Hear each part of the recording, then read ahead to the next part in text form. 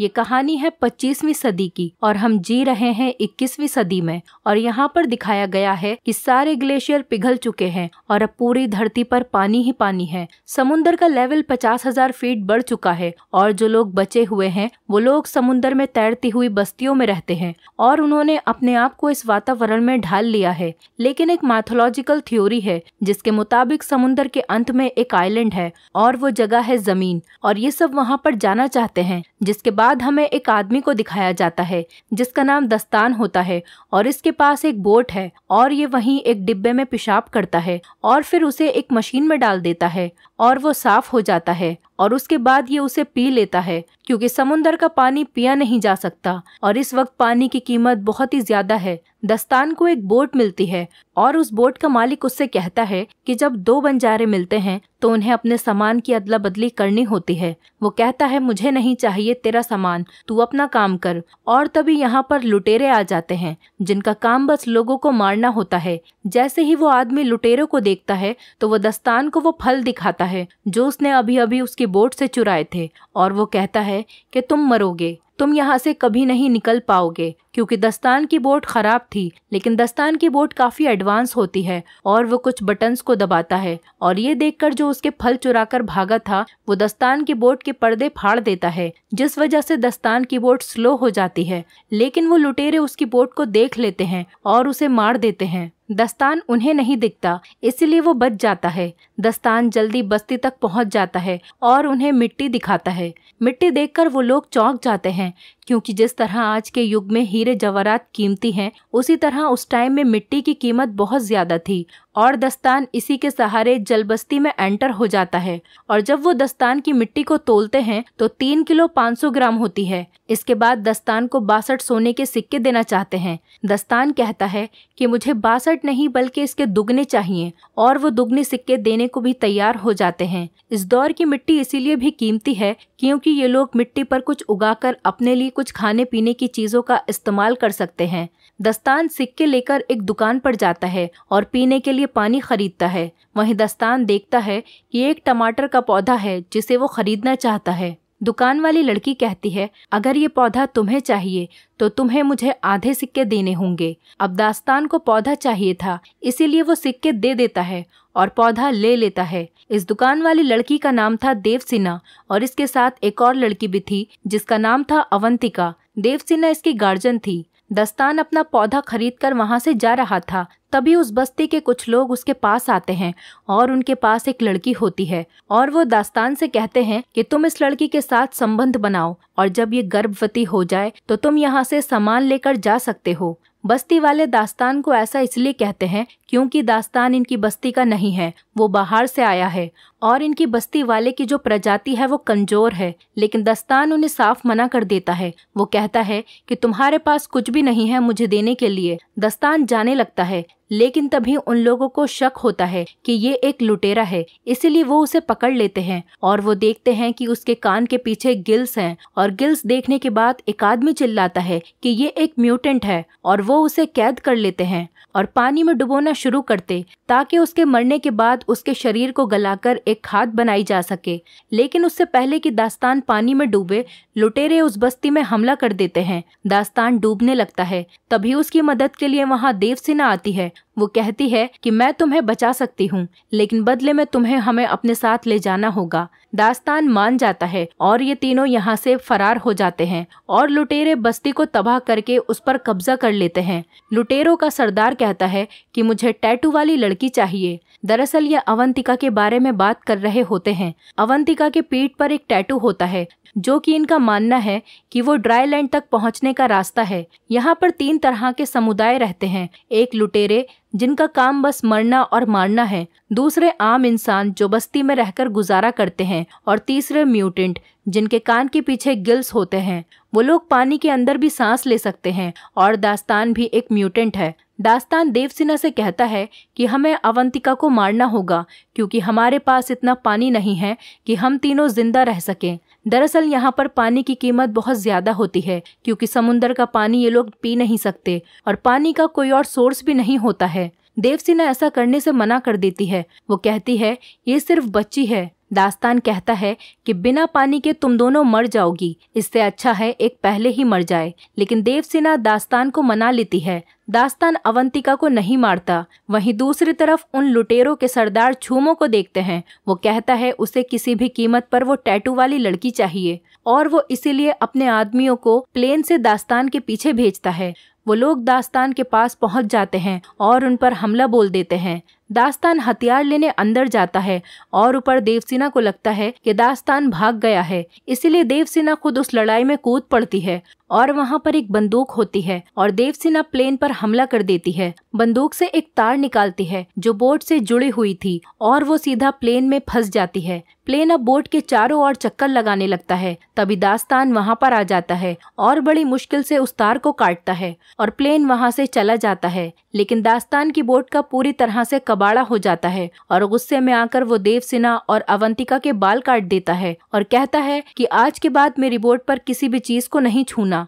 इसके बाद वो अपना सफर जारी करते हैं, जहां पर इन्हें एक बोट दिखाई देती है। उस पर एक आदमी होता है। देवसेना कहती है कि हमें उससे बात करनी चाहिए, क्या पता उसके पास कुछ खाने के लिए हो। हालांकि दास्तान ऐसा नहीं करना चाहता, लेकिन वो देवसेना के कहने पर उससे बात करता है। उसके पास एक बेशकीमती चीज होती है और वो होता है कागज, क्योंकि पूरी दुनिया जलाशय है और कागज बनाना नामुमकिन है। और वो आदमी दास्तान से कहता है कि मैं तुम्हें कागज दूंगा, मगर बदले में तुम्हें मुझे देवसेना सौंपनी पड़ेगी। दास्तान मान जाता है और कहता है कि आधे घंटे के लिए देवसेना तुम्हारी हुई। वो आदमी देवसेना को तहखाने में लेकर जाता है और उसकी इज्जत लूटने की कोशिश करता है, लेकिन दास्तान आ जाता है और कहता है कि हमारी डील कैंसिल हुई। वो आदमी चाकू निकाल लेता है और दास्तान पर हमला करने की कोशिश करता है, लेकिन उसकी ये कोशिश नाकाम रहती है क्योंकि दास्तान उसे मार देता है। अब दास्तान जानता है ये दोनों भूखी हैं, इसीलिए वो समुद्र में जाकर एक बहुत बड़ी मछली को मारता है और अब ये पेट भरकर खाना खाते हैं। धीरे धीरे साथ रहने की वजह से दास्तान की देवसेना से दोस्ती हो जाती है और अब वो अवंतिका को तैरना भी सिखाता है। जहाँ तो वो इनके साथ रहना पसंद नहीं कर रहा था, लेकिन अब वो इनका हिस्सा बन चुका है। एक दिन दास्तान देखता है कि वो लुटेरे इनको ढूंढ रहे हैं क्योंकि इन्हें अवंतिका चाहिए। अवंतिका की पीठ पर जो ड्राई लैंड का नक्शा है वो उनको चाहिए था। दास्तान अपनी सुईल बुल से यहाँ से निकल जाता है, लेकिन उसे शक हो जाता है कि लुटेरे मेरा पीछा क्यों कर रहे हैं, मेरी तो उनके साथ कोई दुश्मनी भी नहीं है। देवसेना बताती है कि अवंतिका की पीठ पर जो ड्राई लैंड का नक्शा है वो लुटेरों को चाहिए। दास्तान कहता है ये बेवकूफी है, ऐसी कोई जगह नहीं है। इस पर देवसेना कहती है कि ऐसी जगह है। जब अवंतिका हमें मिली थी तब उसकी टोकरी में भी मिट्टी थी और वो मिट्टी तुम्हारी मिट्टी से ज्यादा खूबसूरत और बेहतरीन थी। और साथ ही तुम्हारी बोट में जो चीजें हैं, शीशा या फिर गाना बजाने वाला बॉक्स, वो सूखी धरती पर ही मिलते हैं क्योंकि समुद्री दुनिया में ऐसी चीजें नहीं हैं। दास्तान कहता है कि आओ मैं दिखाता हूँ तुम्हें सूखी धरती। दास्तान देवसेना को एक बॉक्स में बंद करके पानी में समुद्र के तल पर ले जाता है, जहाँ पर बड़ी बड़ी बिल्डिंग्स थीं जो कि वीरान पड़ी थीं। किसी जमाने में यहाँ पर लोग रहते थे। वो देवसेना को ये सब इसीलिए दिखाता है कि उसके मन में जो झूठी उम्मीदें हैं वो खत्म हो जाएं। और जब ये ऊपर जाते हैं तो देखते हैं कि लुटेरों ने इनकी नाव पर पूरी तरह से कब्जा कर लिया है। लुटेरे इनसे पूछते हैं कि अवंतिका कहाँ है। दरअसल अवंतिका लुटेरों को देखकर पहले ही नाव में छुप गई थी। देवसेना अवंतिका को देख लेती है, मगर वो छुपी रहती है क्योंकि लुटेरों पर भरोसा नहीं किया जा सकता। छूमो कहता है कि अगर ये नहीं बता रही है तो इन दोनों को जान से मार दो। और इससे पहले कि ये इन दोनों को मारते, अवंतिका बाहर आ जाती है और वो अवंतिका को कब्जे में ले लेते हैं। छूमो दास्तान और देवसेना को मारने का आदेश देता है, लेकिन इससे पहले कि वो लोग इन्हें मारते, दास्तान देवसेना को लेकर पानी में डूब जाता है। लेकिन देवसेना पानी में सांस नहीं ले सकती थी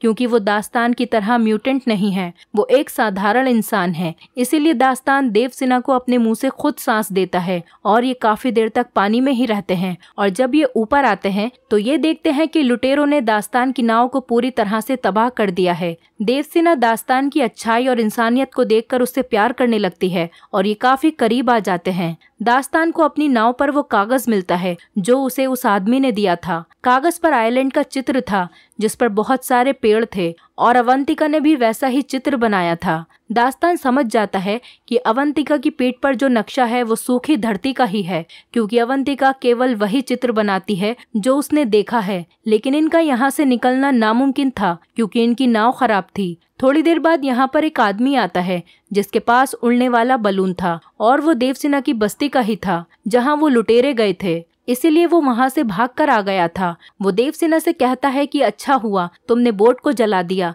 नहीं तो मैं तुम्हें कभी नहीं ढूंढ पाता, क्योंकि धुएं की वजह से ही मैं यहाँ तक पहुँचा हूँ। और वो इन दोनों को बलून पर ले आता है। लेकिन यहाँ से दास्तान डिसाइड करता है कि वो अवंतिका को ढूंढ कर लाएगा। वो उस बड़े जहाज पर पहुँच जाता है जहाँ पर वो लुटेरे थे। दास्तान चूमो के सामने खड़े होकर कहता है कि मुझे वो बच्ची चाहिए। चूमो कहता है कि बेटा अब तुम जिंदा वापस नहीं लौटोगे। दास्तान एक मशाल निकालता है और पास ही में एक टैंक में डाल देता है जिससे एक बहुत बड़ा ब्लास्ट होता है और उसके बाद सारे आदमी मारे जाते हैं। दास्तान अवंतिका को ढूंढने लगता है लेकिन वो देखता है कि चूमो अवंतिका को प्लेन में उड़ाकर ले जाता है। दास्तान प्लेन को रस्सी से अटकाकर क्रैश करवा देता है। अब ये विशाल जहाज डूब रहा था, लेकिन इससे पहले जहाज डूब पाता वहां पर देवसेना उड़ने वाला बलून लेकर आ जाती है और उनको बचा लेती है। और तभी जहाज पर एक बहुत बड़ा ब्लास्ट होता है जिससे लगभग सारे लुटेरे मारे जाते हैं। लेकिन चूमो अभी भी जिंदा बचा हुआ था और वो एक गन से अवंतिका पर गोली चलाता है।